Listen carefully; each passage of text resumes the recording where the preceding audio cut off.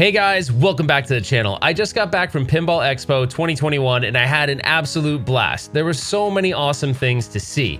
And there was this one company on the show floor that really just sort of caught my eye. It's a new arcade product by a company called Arcade 816. It's this idea of bringing arcade cabinets, arcade quality hardware, and marrying that with legacy consoles, like classic retro consoles that we remember, like the Sega Genesis or the Nintendo Entertainment System. I thought the concept was really neat, the owner was super cool, and I just figured I would do this video to help him drive awareness to the product, but also get your feedback. What do you think about this concept and idea? Is this cool? Is it something you'd be interested in? And I'm sure he'd love to know that as well. So I'm gonna roll the clip, and then I'll give you some final thoughts towards the end. I'm here with Ray from Arcade 816, and this concept is pretty damn cool. Thanks, dude. I had to stop because it's putting legacy consoles into arcade cabinets, but for to be able to play them in a different way. Yeah. And the one that caught my eye was the Sega Genesis because it does translate really well to arcade gaming. Yeah, so what gave you what's your inspiration for creating this product? Because I never saw it before.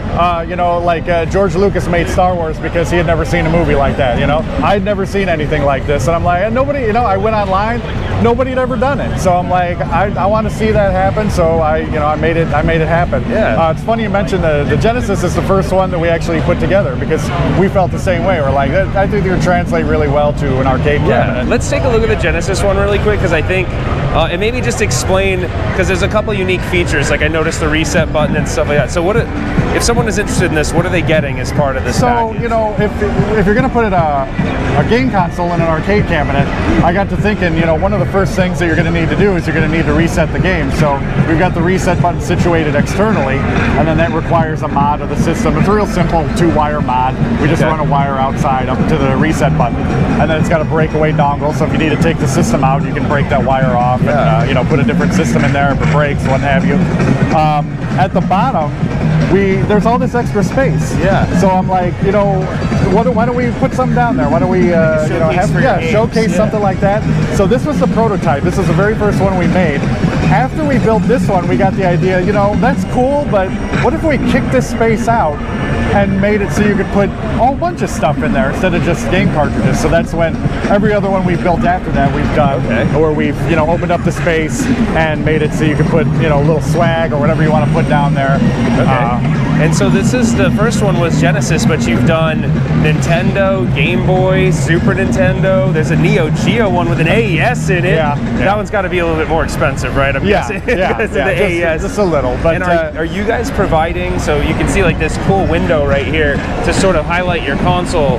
When you buy it, are you providing the console and everything else I see? The ones that we have here, hand-built prototypes, so when we sell them, we just sell them with everything because it's already all pre-wired. So it's like, you're like, you could put your own system in there, but you'd have to mod it and wire it to everything. Right. So it's like, we just provide it in this case. Later on down the road, once we get into actually, mass producing, it might be different. We might say, you want the system in it, you don't want it, different prices, we'll have different packages and things like that. All right. And what do you, by the way, I love this because you kind of stayed true to the coloring on a Genesis controller. I think that's pretty neat. I'm like, when you're playing them in an arcade environment, I got to thinking, people will be like, they're not the real controllers though, but I'm like, but we've evoked the mood and the feel of the original controller. So you're playing it on an arcade machine, but dang it looks just like the regular controller. So, and I've tried to do that with every single one of them.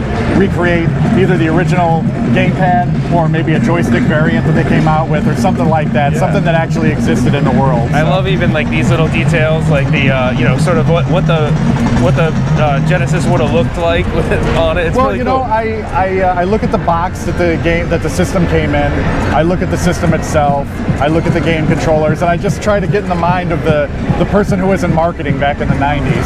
What were they going for here to get the American audience to jump in on this and realize, this is cool, and try to get in that mindset. If Sega came out with an arcade cabinet, what would that really look like? And I think this is it. Yeah, I mean, there is the Megatech, but that cabinet, it doesn't really look that cool. Right. But it's out of touch. I don't know how many of those are left. I've searched far and wide for one, and that's kind of why when I saw saw this, I go, oh my gosh, there's so many people I know that would love to have a Sega Genesis cabinet. And then you've got all these other ones which are awesome too. You know, like I said, we did this one first because, like, you know, Genesis just really lends itself to arcade. Let's do that. But then as we went down the line and made the others, we realized that they all do. They all translate just fine. You know, I've yet to play a game on one of these where it's like, nah, I kind of like the gamepad better, or I like, you know, just like they all seem to work really well. Yeah, so. I mean, people love the, you know, they love the PlayChoice 10. Yeah. But this is kind of like a different spin on a PlayChoice 10 where you can put your own cartridges or put a multi-card in it. And you know, when Nintendo,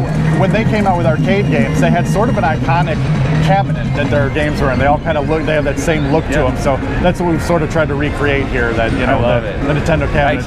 I love that. Yeah, it looks very similar to a Nintendo cabinet. And there's one other thing I wanted to mention before we go, is that these are also, like, you don't have to buy the bottom part, right? It's kind of like a bar top, or it can be detached. Yeah, you could, yeah, the top. You could, if I could grab hold of this and it'll lift right off of there, and yeah, you could just. So if someone wanted to have it function that way, they could. Oh, absolutely. Yeah, you could take the top off and just you know, have that. The great thing about it is you can pick it up. Usually one guy can pick it up, and you can fit it in your car, take it to your friend's house, you know, that kind of thing. So. Well, Ray, thanks for taking the time. How would someone find out a little bit more information about this if they're interested? I'm on Facebook, Facebook.com/arcade816.